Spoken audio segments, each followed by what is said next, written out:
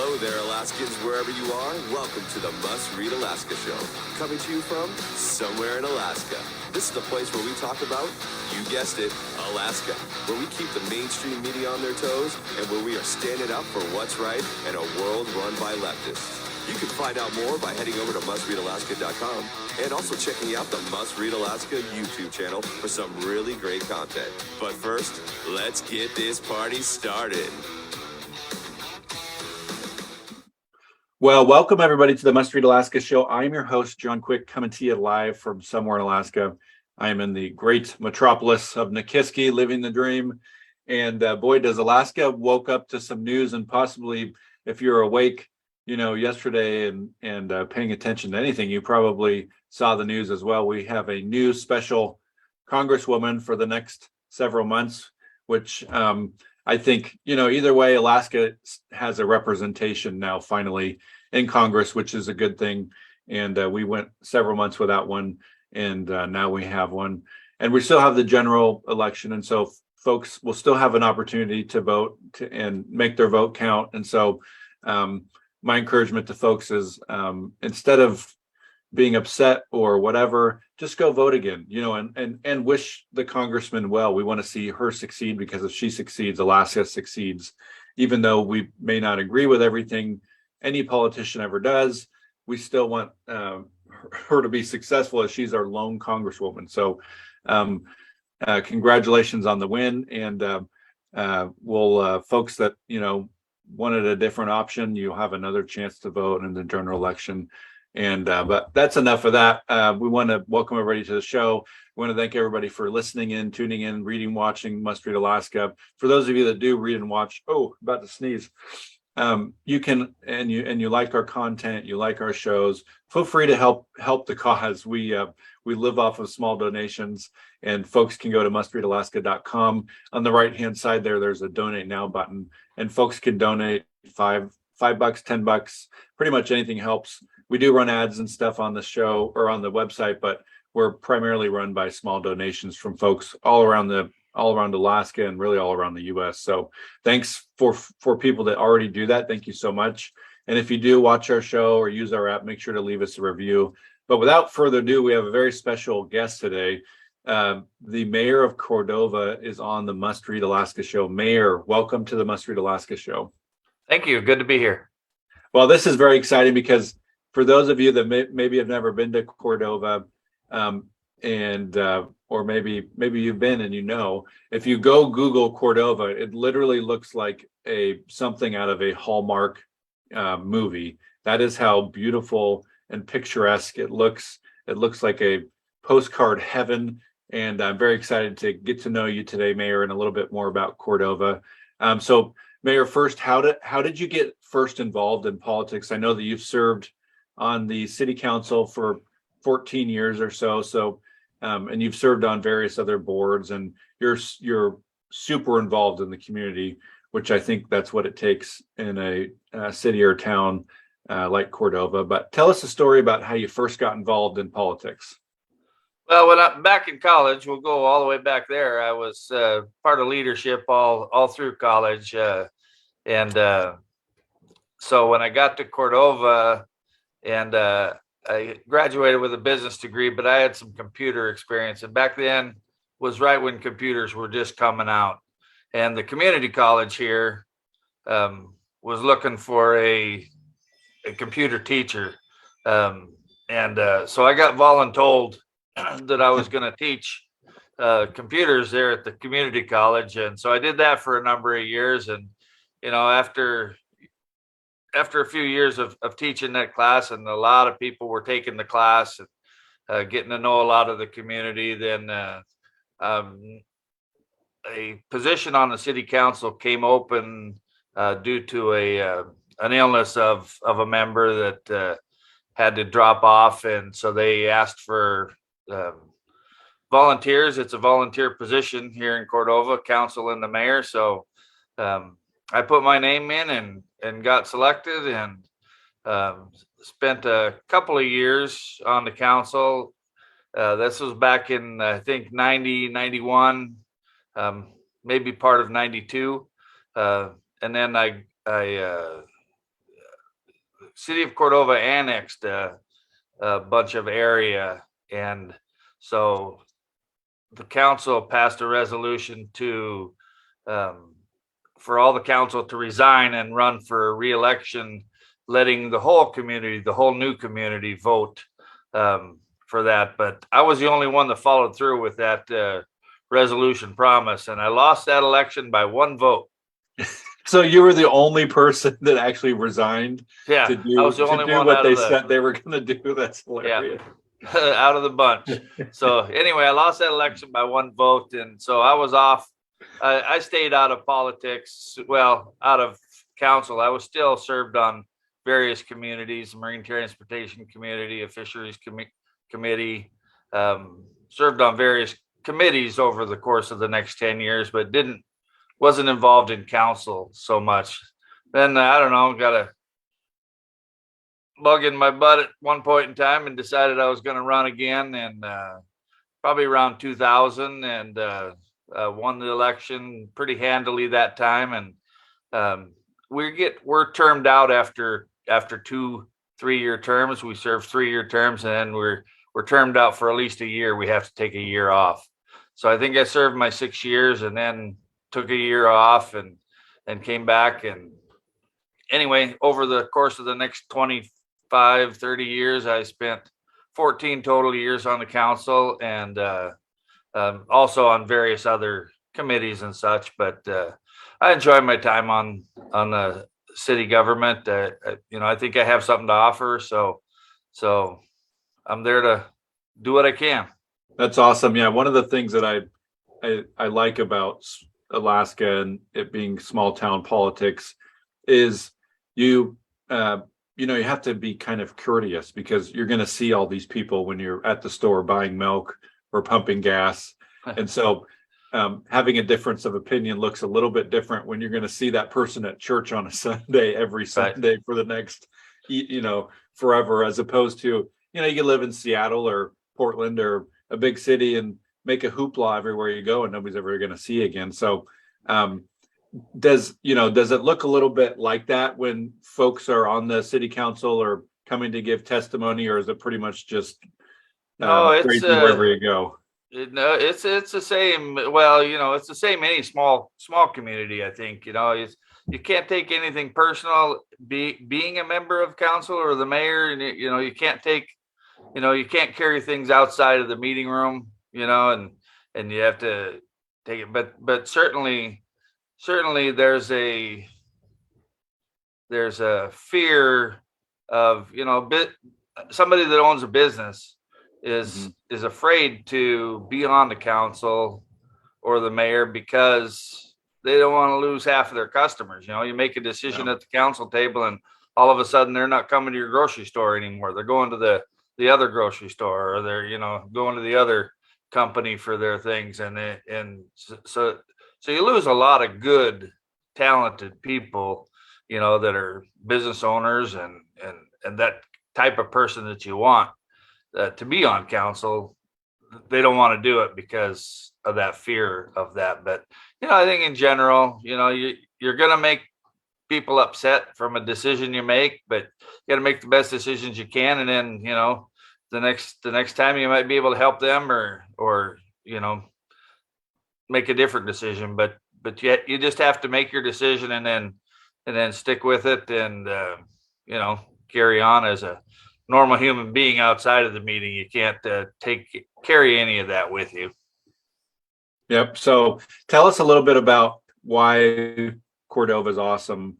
For folks listening in, we have listeners all over the U.S. and really all around the globe. So tell us, just tell us a little bit about Cordova, Alaska, and what makes it great. Well, we're a small community. I think there's about 2,500 year-round people here. When the sun is shining, it's a beautiful day. There is no place on earth that's any more pretty. We've got the ocean on one side of us with Prince William Sound, and then there's a freshwater lake, Eyak Lake, on the other side of town with just a strip going down the middle. And so we've got the freshwater, and the mountains come straight up out of the ocean and the lake, and it's just absolutely beautiful when it's nice. Well, now a day like today, is why there's only 2,500 people here, is because it's blowing, 20 to 50 out there, and rain coming down every direction you can think of. So It's coming up even somehow. not so pretty today, but the small town is good. It's an authentic fishing community. We are a working town. It's not a big tourist ship destination. We do get some small eco cruises, we like to call them. People coming in and visiting us. We like that kind of visitor. We don't have a road in here, like you said at the beginning. We have to either fly in or take the ferry. We do have good air service. We have a northbound and a southbound Alaska Airlines every day. Nice. So that's handy. It's not cheap. You can fly to Hawaii just about the same price as you can fly to Anchorage. Wow. But so how important is the ferry system, I guess, to your community? Because not everybody can buy a $1,000 or $600 plane ticket to go to Anchorage to shop. Does the ferry system play an integral role in your community? Oh, absolutely critical for our community, for everything from people going to get, we got to get to the city sometimes. There's medical, the people need to get dentistry, all of those kind of things, supply runs. If you had to buy all your groceries in Cordova and all your supplies in Cordova, you probably just couldn't do it. So to get out of town for those things, and certainly for the businesses, getting their supplies to even sell, getting things in and out. The seafood processors use the ferries to get fish. Copper River Seafoods is here. They use it quite a bit to get seafood from Cordova to their reprocessing facility in Anchorage, and then get out to the world. We can ship on Alaska Marine Lines weekly, or Samson Tug and Barge. We can ship on them, but then it takes, you can't send anything fresh that way. With the ferry system, they can load a truck, put it on the ferry, be in Anchorage, 8 hours later. So it's a pretty good schedule when we've got it. When the fast ferries were here, that was really nice, because 2.5 hours to Valdez or Whittier. But now it takes about 6 hours and 45 minutes to get to Whittier. But it's it's a nice cruise too. Significantly cheaper than an airline ticket. Oh, much cheaper. I have a kidney disease myself, so I'm on dialysis, and I need to go to Anchorage to see my doctor at least quarterly, and sometimes if anything else happens, I got to go monthly. So just for example, if I was to fly to my appointment, say it takes 3 days for an appointment. If I was to fly up there, it would cost me $500 for a round trip ticket. Then I'd have to rent a car. Well, of course, in the summertime, if you can even rent a car, it's $200 or $300 a day for that. And then you got the housing. And in the summer, the housing is $250 a night for that. And you have the housing cost either way. But if I can take the ferry ticket round trip for me and my truck is less than $500, less than what a plane ticket is. But then I've got my car with me. Yep. And then not only can I go to my medical appointments, but then I can go to Costco and Fred Meyer and wherever I need to go and fill up my truck with supplies to bring back home with me for basically the same price as what a plane ticket would cost.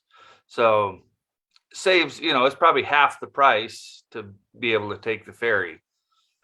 So one last ferry question, then I'll move on, because I could talk about the ferry all day long. I think it's plays a critical role in Alaska.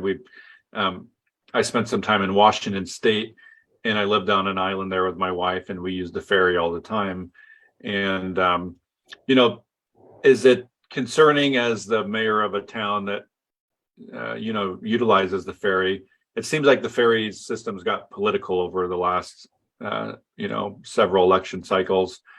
Is that concerning to you? Would you rather have it be in like a, quasi-private hands like the Alaska Mental Health Trust, that's a function of the government, but they're self-sustaining and they have their own separate budget that nobody can screw around with every year? Or do you like the way it is right now? No, certainly I think that something more steady is certainly better. They complain about a lot of things with the ferry system that they, meaning the ferry system people, Alaska Marine Highway System, Department of Transportation, whoever you want to put the blame on, but they complain that they don't get enough ridership or something. But how can anybody even make a schedule today? Today you can't make a schedule for the middle of October because that schedule isn't out yet. Yeah. You got to be able to plan in advance. Somebody coming for next summer, planning their trip to Alaska for next summer, they're coming up for a 2-week vacation, say. They're trying to make their plans on what they're going to do and when they're going to do it, and they go to the Marine Highway System, and there's no schedule for next summer out there. Well, that's a good point, because you can buy a plane ticket basically a year in advance. Yeah. And so if anybody's listening that can make decisions, definitely not me. I think that's a very that is a awesome point that you just made, is that the Alaska Marine Highway System would be better served if they had some forward strategic thinking on people being able to plan their trips more than 2 weeks out. If you can't buy a ticket as the mayor of Cordova in October, and we're only talking, that's like a month away, basically, that's a shame. There needs to be a little more planning going into that, I think. Yeah, just a little bit of forethought. And then we, every 4 years when we get a new governor and everybody changes, and then we all of a sudden have a new plan. There's the fast ferries. We built those fast ferries and they were going to be here good. And, they lasted a year, if that. And you go, they got too expensive to build. And then, so now we then we just built two new ferries. Yeah. That didn't have housing on board, and they can't use them half of the places the ferry needs to go. So we're going to go to rowboats next. We're switching to rowboats next because, it's going to be better for the environment or something. Yeah. Yeah. So anyway, it's just a steady management structure in there, and a more long-term outlook than they're only a month out now. So, a little bit longer term, maybe get a year advanced schedules would help things tremendously. Yeah. This, for folks listening, this is not a beat up on the people working the ferry system. They don't have anything to do with the planning of the scheduling. This is, 7 pay grades above those folks who haven't either made the hard decisions or planned ahead. And so I think that's a very great critique of the ferry system. So moving on though, Mayor. So tell me, Hey, John, can I do one more thing on the ferry? Yeah. Just to get it out there. I think, most years the problem is funding for the ferry. This year, we're told that they've got funding. The funding is there for the ferry system, but they're having a very hard time finding crew to crew the ferries. So that's their issue now, is they don't have enough crew to crew the ferries. So that's why a lot of them going into layup or overhaul this winter, is because they can't find crew to operate them. So, if anybody out there wants to work for the ferry system, I think the pay and benefits are pretty decent. So look into that. Yeah, I would recommend that as well. I have family members that work on the ferry system, and man, they've only had a great experience with it. Good pay, good training. They pay for all the training, good benefits.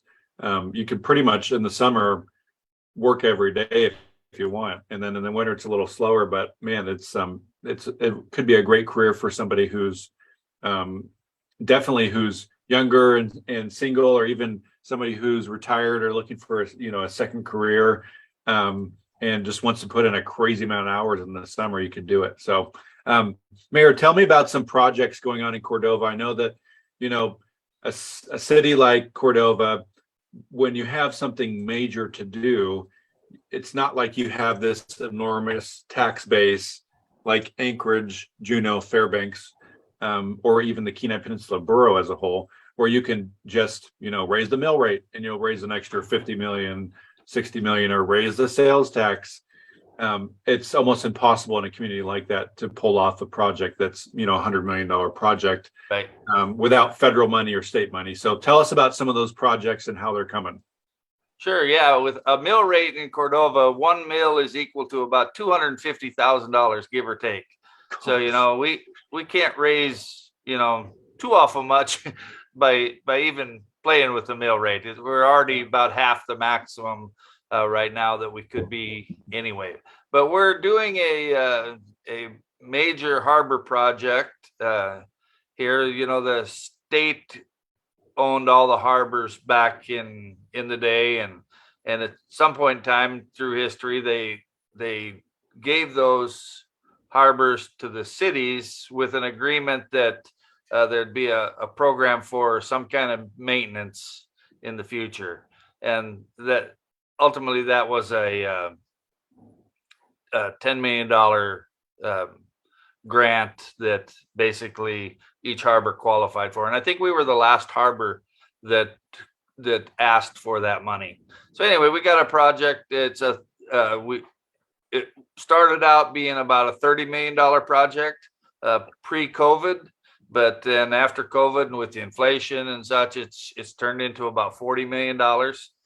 We've only got 35 million of that, so we're just about ready to go out for bids to see where the actual price is going to be for this thing, because you really don't know until you put it up for bid. But basically, that money is coming from the state, the federal government. We did get $20 million from the federal government, or 18, something like that. I might be wrong on my numbers by a couple million, but basically, this feds gave us 20 million, the state gave us 10.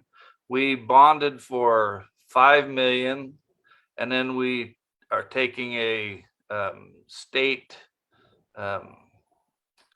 I think it's a DEC. I might be wrong. It might be, I think. Is it like one of those bridge loans that the DEC does? A clean water loan for $2 million to help with the removal of the creosote pilings. They're going to replace those with steel pilings because the creosote's not good. So anyway, it's just our South Harbor. All of the floats need to be replaced, and it's amazing how much things cost. If we had 200 million, we probably couldn't do what we really wanted.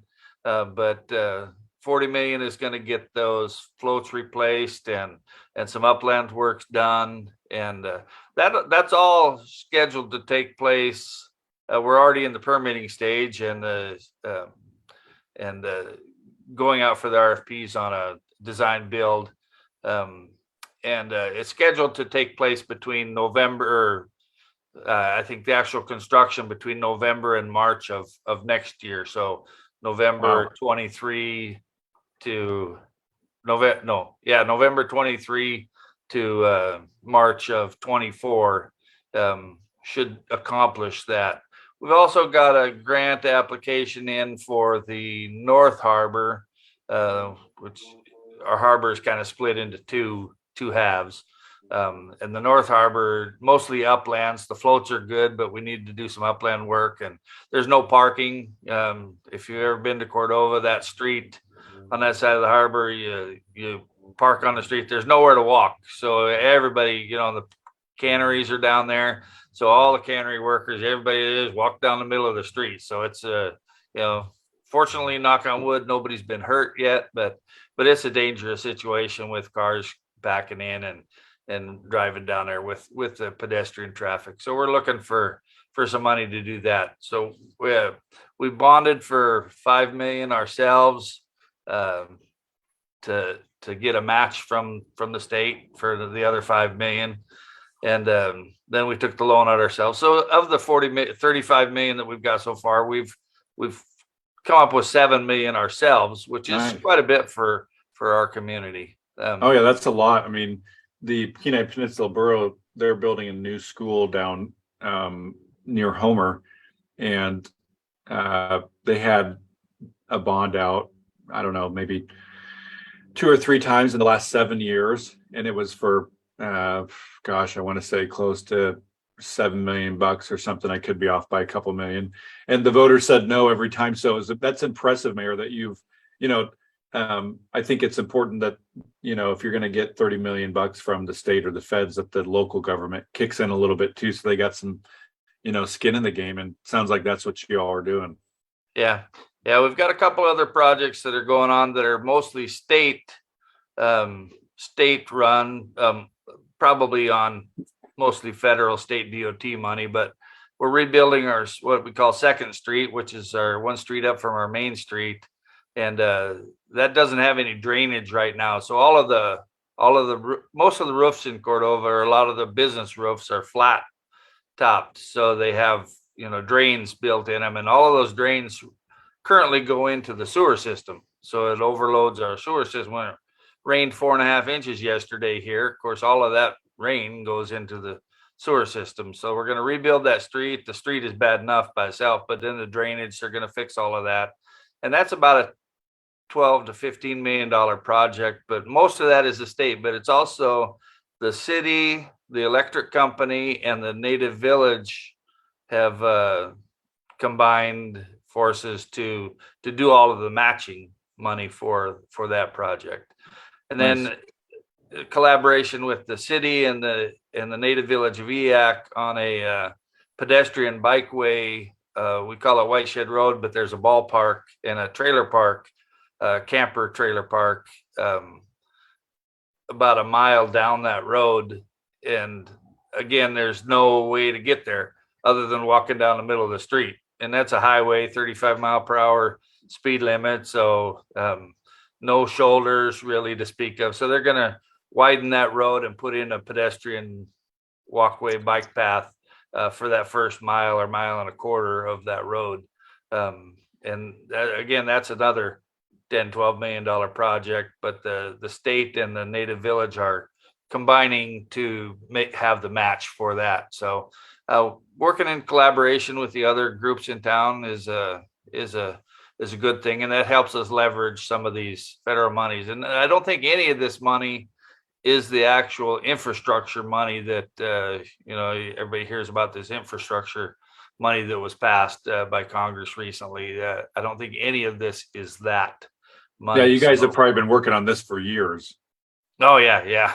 We've been in the planning stages of that bike path for, I don't know, 6-8 years already. And I think it's still 2 or 3 years out from when the actual construction is supposed to happen. So yeah, the Kenai Bank erosion project, got funded, a couple of years ago or something like that. But man, they've been working on that thing for 10 years. It just takes, to get those big grants or whatever it is, it just takes a lot of planning, a lot of time. Yeah. And unfortunately, a community they may go through a couple mayors or a couple city managers before they actually see the fruit in what they first started out to do. But that's just how it works. And it sounds like you got a busy city manager, probably. Well, we do. Yeah, absolutely. She does a really good job. That's awesome. So let's say somebody listens to this podcast and they want to come into town. Is there, I know cruise ships don't stop in Cordova, which probably folks in Cordova, half the people probably appreciate. But is there stuff to do for tourists coming to town? They come and stay the night at a hotel. What's kind of what people do in Cordova if you're just like a weekend warrior tourist? Yeah, well, if you like the outdoors, hiking and stuff, we've got world-class hiking trails around. It can get beautiful views, pretty easy hiking trails that even a beginner could hike on pretty easily. So if you like those kind of things, if you don't, if you're rather stick to the shops and the city stuff, we have a world-class museum for our size community. It's not the Anchorage museum up there, but we got a pretty decent museum here with there's an oil spill history section and a local artist section, and then it's a history of, we're a fishing community, so everything is fishing based, so there's a lot of fishing history in there, and they got a nice gift shop. We got a fantastic library. We built the Cordova Center here. I don't know, I suppose it's been completed for 10 years or better now. The years all seem to kind of flow together, but that was in the planning stages for 20 years before it got built. But so we got a beautiful library museum upstairs, and the city hall offices downstairs. We got a theater. So depending on the weekend they came, there may be a theater production going on, or we bring in groups from professional groups from out of town that play in there. We got a 200, I think it's 250 seats, maybe. Nice. 250 seat theater. That's pretty cool. That they can go to and see that. We got a lot of nice little shops. We don't have we aren't T-shirt row like you might find in Juneau in the middle of tourist season, but we've got some nice gift shops in town. We're the home of Copper River Fleece. If you've seen the governor's coats that he wears at all his press conferences, those coats were born and bred here in Cordova by a local gal. So that's here as well. So there lots to do for the weekend warrior. If you like fishing, there's a little bit of that. We don't have a lot of sport, charter boats. There's a couple places that do that. Orca Adventure Lodge, they have housing and provide, and they have fishing and that kind of thing. So there is some of that to do too. So yeah, if you come in the wintertime, you can go skiing. We have a ski hill that's a 2-minute drive up the hill. Nice. And never any lines for the lift. It's one of the original ski lifts from actually maybe the original ski lift from Sun Valley, Idaho. Oh wow! It's here. It's a single chair. Doesn't go real fast, but it's we don't have a whole lot of people. I think you can get skis and a pass for a day for about $20. So you can't beat that. So yeah, come to Cordova and do some skiing. It's a lot of fun too. The kids love. We got a bunny hill that we make snow for to get it going early in the year with the rope tow, and there any weekend there's probably 100 kids on that hill at any given time. So that's awesome. That's a lot of fun. Well, Mayor, I appreciate you joining us. It sounds like the Cordova is a tight-knit community and welcoming to folks. If you want to do a weekend warrior thing in Cordova, you got everything from a potential theater production to checking out an awesome museum to, in the winter, going on a ski hill that has some famous one-chair ski lift. They'll take you right up the hill. So any last words, Mayor, before we head off here? No, it's a beautiful place. Come visit us. Certainly, we're still known as, I think, the friendly city. Everybody's friendly here, but we are a working community. We're don't come we're not suits and ties. We're working. We're rain gear and extra toughs. Nice. Well, thanks so much, Mayor. We really appreciate it, and we wish you nothing but success with those handful of big projects that you have coming up this year, next year, and the couple years to come. That's very exciting that Cordova is going to be updating and retrofitting their harbor and doing a couple other projects there with that major street project. Stuff like that is much needed for cities and towns all over Alaska that oftentimes kind of get forgotten about when it comes to just preventative maintenance kinds of stuff. So nice work for you and the council for seeing those projects through. I know it takes a lot of time and effort, especially when you're on a city council and a mayor's position that's basically a volunteer job. So kudos to you and the folks for seeing those through. And folks, today at 4:00, we're going to be having Senator Sullivan on. And so you won't want to miss out on that. And then tomorrow I'll have Mayor Jim from Fairbanks. And so that'll be awesome tomorrow at 11 o'clock. So you won't want to miss out on that. Until next time, I'm John Quick signing off from somewhere in Alaska. Thank you so much for listening. And Mayor, thanks so much for joining us. Thank you, John.